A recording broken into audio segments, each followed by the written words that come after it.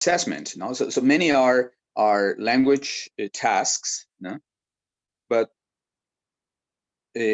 obviously, as you go on, with the class, you find it necessary to use some of these language tasks and start doing a little assessment, what we call informal assessment, informal assessments. So those things that help the student realize and reflect on their mistakes, and by correcting themselves, then they little by little create this habit of analyzing things, and so, well, this is something that we do sometimes without doing, that much planning, but of course, if we want to get the very best of our students, what we should do maybe is to sit and plan, and plan to adapt, some of these activities, and on the go, establish some kind of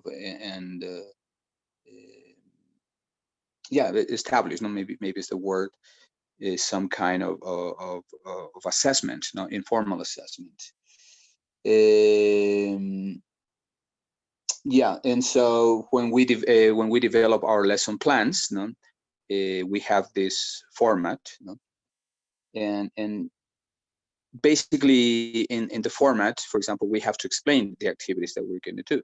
So many of these, so that is also a template, como una plantilla. And so many times when in many schools, for example, they ask teachers to detail, what the activities consist of. And so that's where you can put you put this information.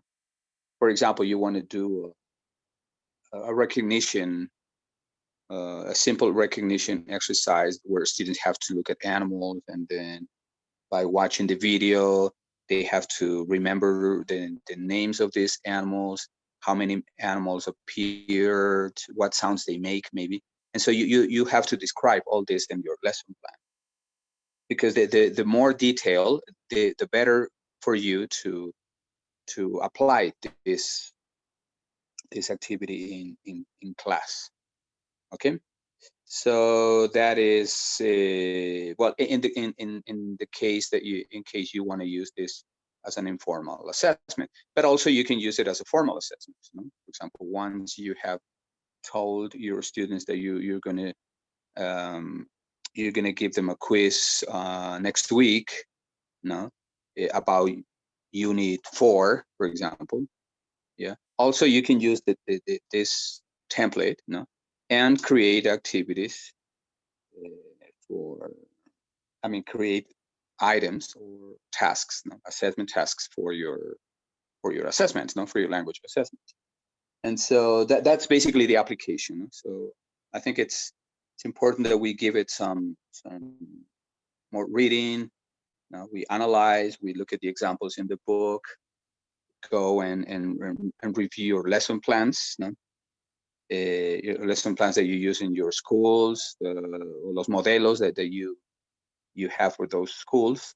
And so you can always improve this, by doing more and more exercise, and also by reading the explanations, reading the backing, that you have for doing this.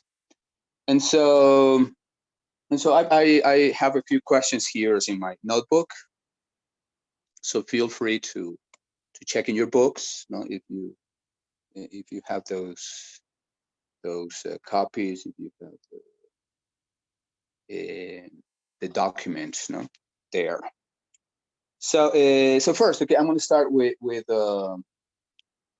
the most obvious question. What is a template? What is an assessment task template? please, you can do it in your own words, or if you know where to find this, you can, of course, read it from the book and explain. Could it be Thank like you. a guideline? A guideline Yes. in order to evaluate your students' performance and to know exactly what to grade and what not to grade, something Yeah. like that. Okay. Yeah. Pretty much. Yeah. Pretty much that. No. Pretty much that. Yeah. Anything else that we can add to this definition? Anybody? Anybody else?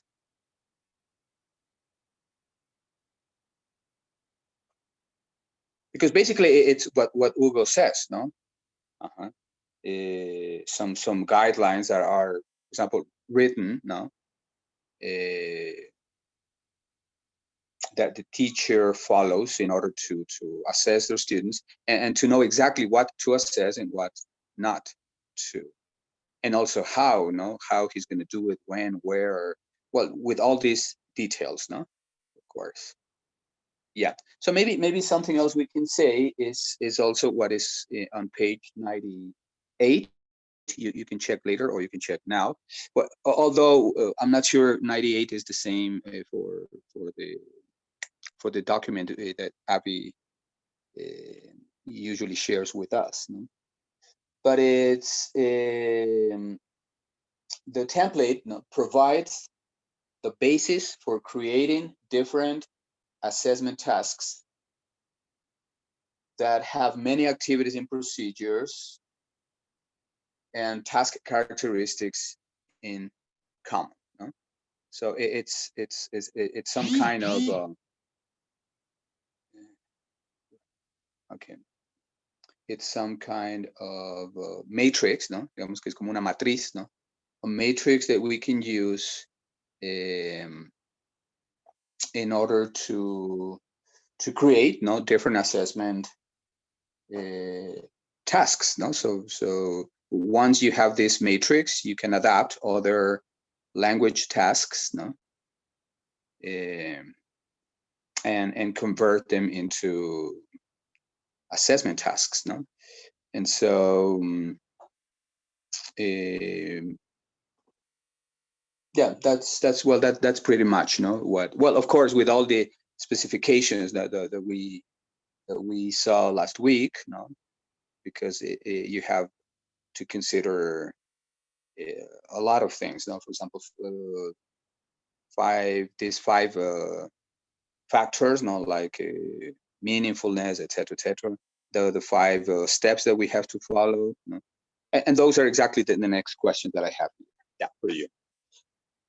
So okay, so first, what are second question, what are the claims that we as teachers make about the assessment tasks?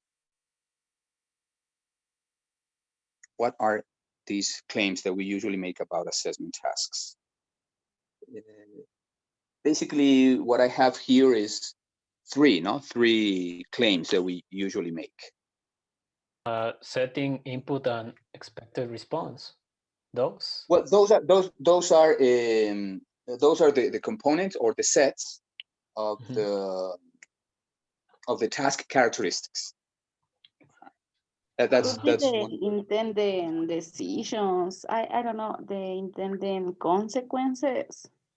Yeah, but those are more general. No, yeah, we also call them claims. Yes, but those are like these bigger claims that we have when we are planning. When we are going to plan a classroom-based assessment, classroom-based assessment. In that case, we have to consider that first, okay, the student's performance, then the records, then the intended decisions, consequences. I'm missing one. Interpretations. Yeah, interpretations is in the middle. Yeah, right. But I'm talking only about the claims that we make regarding assessment tasks, no, just assessment tasks.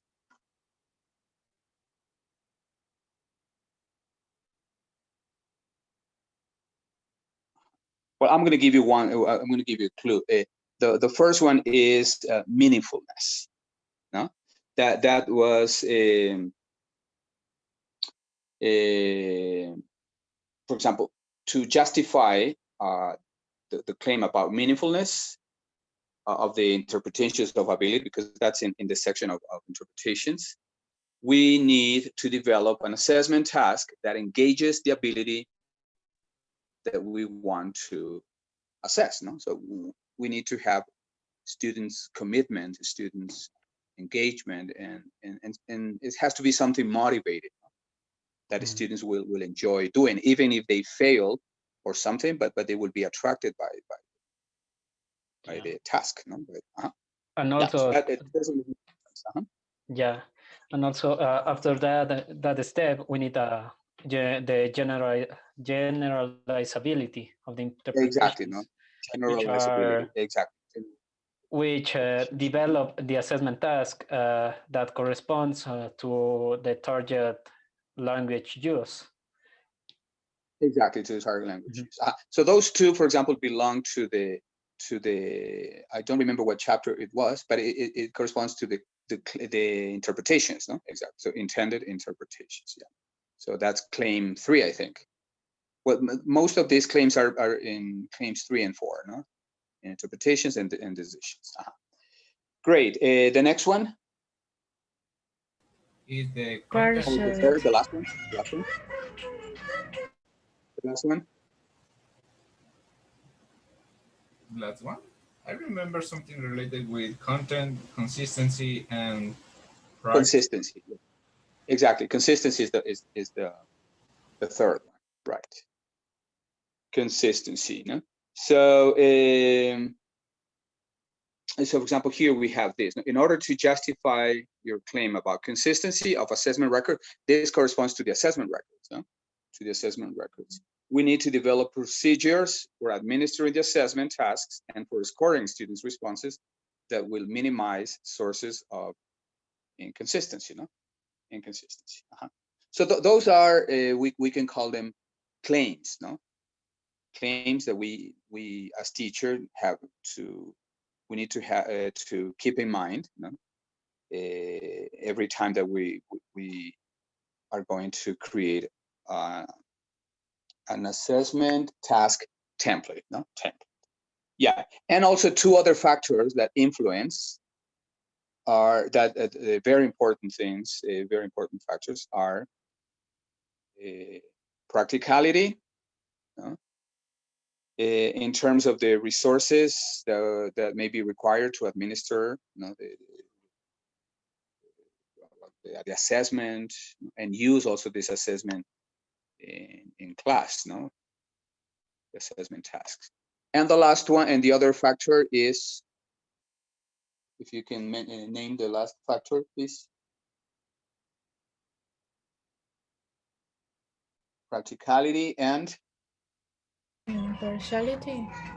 Impartiality, exactly, and impartiality. No?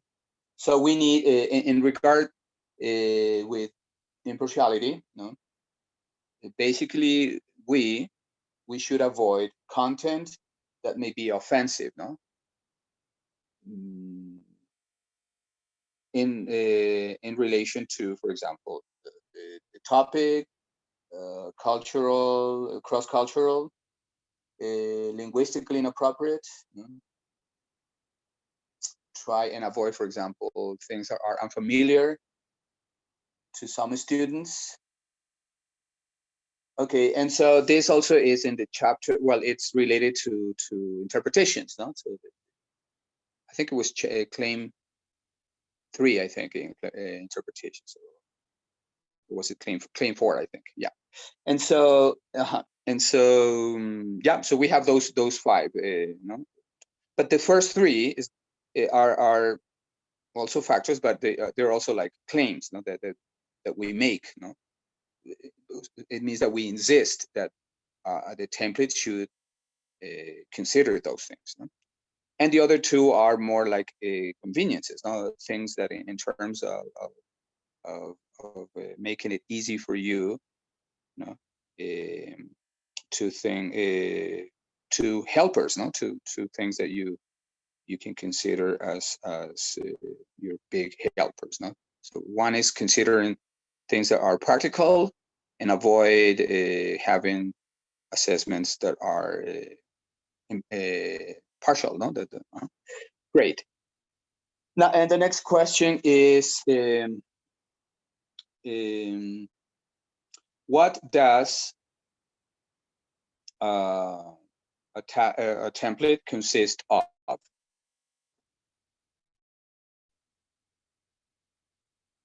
In general, now, what are the three? Yeah, I'm going to be more specific. What are the three? Yeah, I repeat. Well, yeah, the three components, let's say, or what does a template consist of? These components are the form, input, and the, I don't remember the last one, but I don't know if I'm sure, if I'm right or not. Those are those three that you are mentioning are components or sets of task characteristics, and yeah, you're right. Three of them, setting, input, and expected response. And in input, we have a form, It could be oral, meaning that it could be something that the teacher says, some audio or some gesture or something. And then we have visual, and so maybe that's why you relate the word form from here. Yeah, but something more general, the three components of the.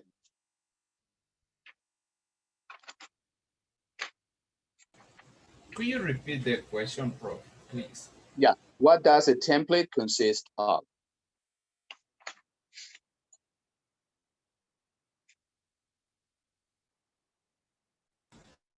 Prof, maybe it consists of a set of activities, a set of theses, and a recording method. And a recording method, yes. A set of activities and procedures to be followed.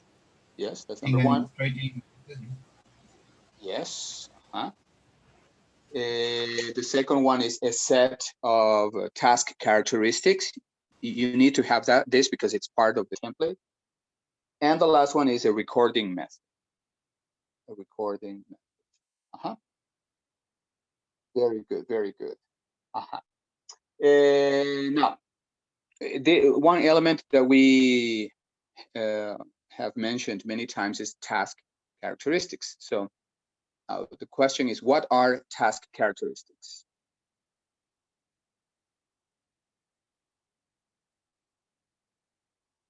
What is the definition?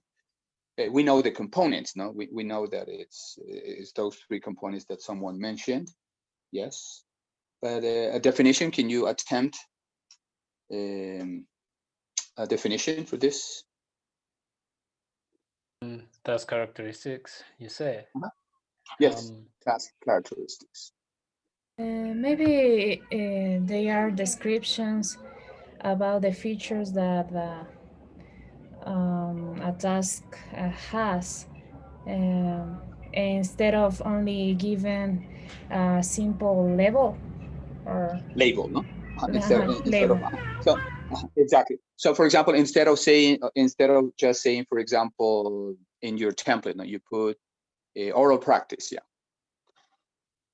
If you see oral practice, well, you understand that it's some kind of exercise that where students are going to do some oral practice. But what exactly are they going to do? You have no idea, So si yo fuera el reemplazo, for example, if I were to replace you, or substitute you in a class, I wouldn't know what to do, because you only put oral presentation. So you have to be more specific. So you need to mention the aspects or features of language use task, which will provide a way to describe the task with more precision. than simply giving it a label. So those are the task characteristics. And of course, well, the next question is, what are the three components or the three sets? No. Okay, so can anybody say those three, repeat those three components of task characteristics? Setting, input, and I always forget the last. You always forget the last one. Expected response. Expected response. Expected response. Yeah. And so quickly, can anybody explain what the setting consists of? No? In the setting, we have some other components like form, language, form. No, that's an input. Yes, That's sorry. Participant. Huh? Sorry, I can't hear you. I don't know if something happened to your Physical microphone. circumstances, participant. Exactly. And the time. Timing of the task, yes. Exactly, time of the task.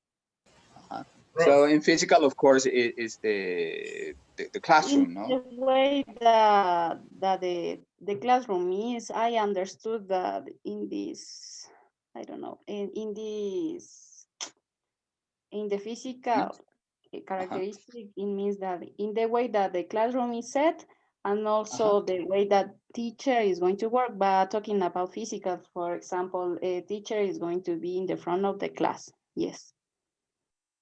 Yeah, it could be, no? Yeah, because it says, students, no, where students are going to be seated. Yes, of course. And of course, where the teacher is going to be standing, no? Or many times the teacher, you can explain, be more specific, say the teacher is going to walk around doing such and such things. It's also part of the setting, yes. The participants and the time, so great. Input. There we have the form. The language. The language, and also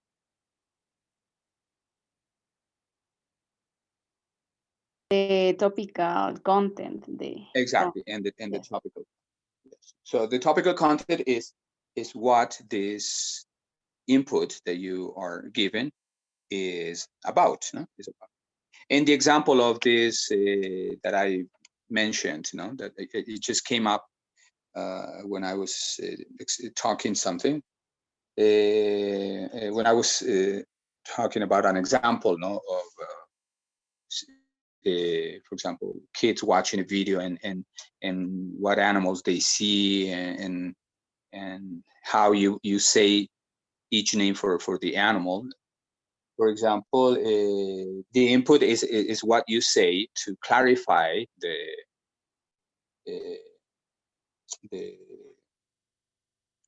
task, what you say, so that the student can understand, and in response, because the student understands, he will have to elaborate, something that responds to the input that you say. For example, lo que le llamábamos the instruction, for example, look at this, watch this video, and match the animals that you have on the left, the picture of the animal with the word on the right, from the video. And so the topical content would be, for example, recognizing animals, recognizing animals. The form would be visual, also auditive, because the input that you're given is the video. The students are watching the video. Well, sometimes it's also gestures. Well, that depends. You can also say, for example, as you watch the video, every time that the song or the video shows an animal and you hear the name of an animal, you stand up. Entonces, students stand up. Ahí es non-verbal. It's visual, but it's non-verbal. But if students stand up, you give them a point, because they are following the instruction. Great, and so that would be the input, and of course here the second component is language. No, so it's first se entiende por language, the language that the students are going to use. Of course, for example, English. Sometimes when the little ones, it's okay if they translate, so you can accept Spanish. But it's also the language that they produce. No, the language that you expect, or the language feature that you expect. Right. Well, you can read this more in detail on page 93. Great. And the last question, I think I have one more. Yeah. What are the 5 steps to develop assessment task templates? Now we're talking about the steps. Prof, well, Yes. I have select Yeah. TLU. Very good. Exactly. Select. The first thing you got to do is select a target language use task. Remember, the target language is crucial, no? Crucial. Target language use task. Ajá. The second one is, O sea, tiene que estar apuntada a eso, al lenguaje en uso. Ajá. Yeah. Second. Describe this target language use task. Uh-huh. The third one is modify the. I can see TLU. Oh, I need to say TLU. Yes. Yes. Oh, okay. The TLU, no? Modify the TLU. The next is develop a method for recording the students. The students' performance. No? Okay. The students' performance. Okay, and the last one is evaluate the assessment task template. Yeah, exactly. No? And the last one, no, well, we haven't seen the last one. No, we're going to do it tonight, of course. Yeah. In the number 5, you evaluate the assessment task in terms of meaningfulness, generalizability, impartiality, consistency, and practicality. No? Of course, you evaluate this because you want to know how effective the template is. No, if it's perfect, you can use it over and over again because you know it's good and it has proven to be effective. If not, you make some changes, some adaptations. Great. Okay. Great. Thank you very much. And remember, the last week, Monday, sorry, we saw step 1 and step 2. No, step 1 is selecting a TLU task.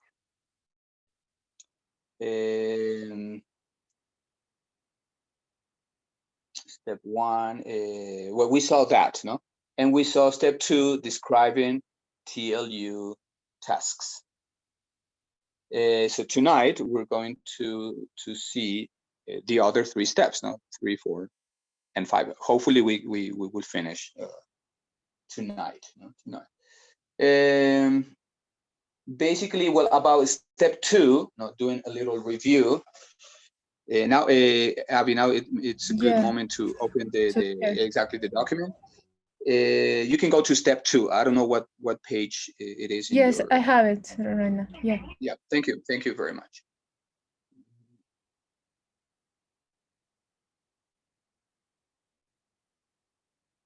And so basically, what we have here in describing the TLU task, we have two steps. No, 2 steps. We have A and B.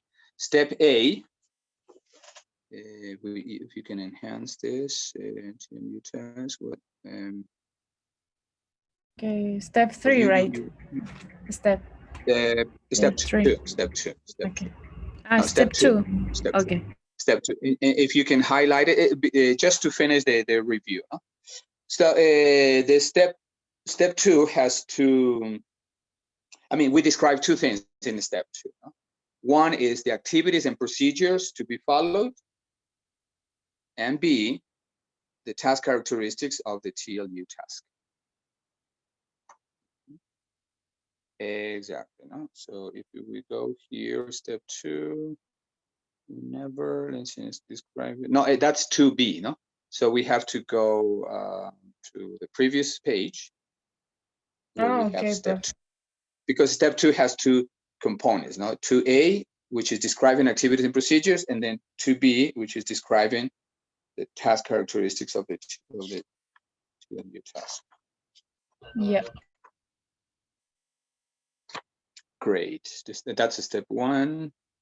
Here, exactly, no? And so here we go, and on the right, here, that over here, no? 2A.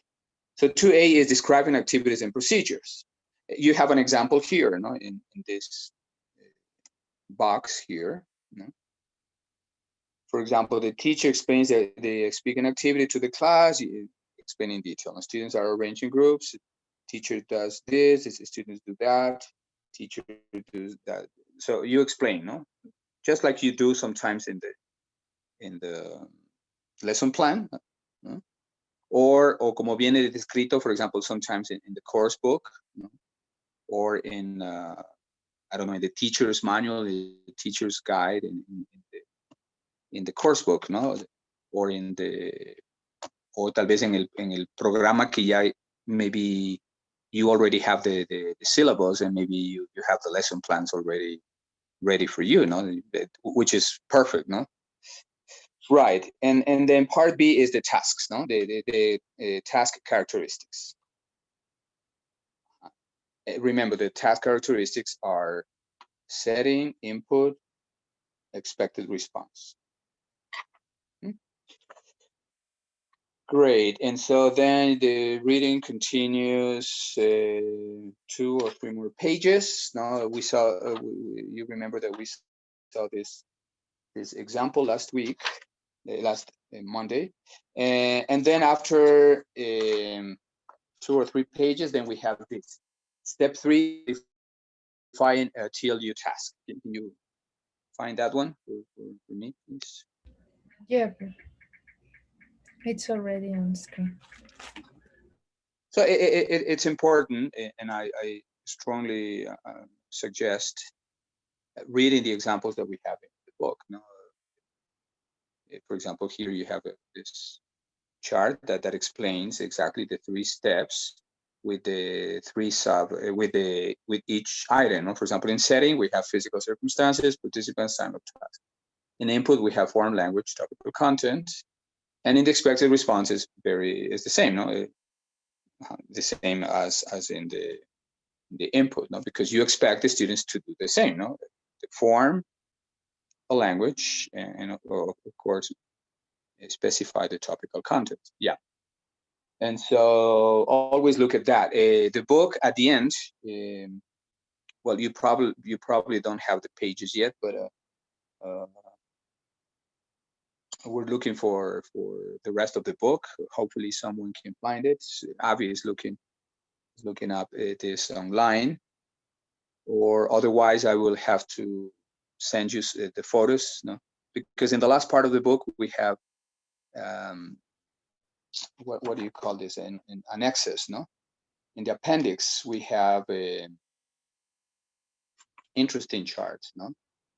Templates, we have examples of assessment task templates, and we have a lot of interesting things. But okay, so step 3 is modifying a TLU task to develop an assessment task template. No? Okay, and so as you can see here, we have on the right, I think, yeah.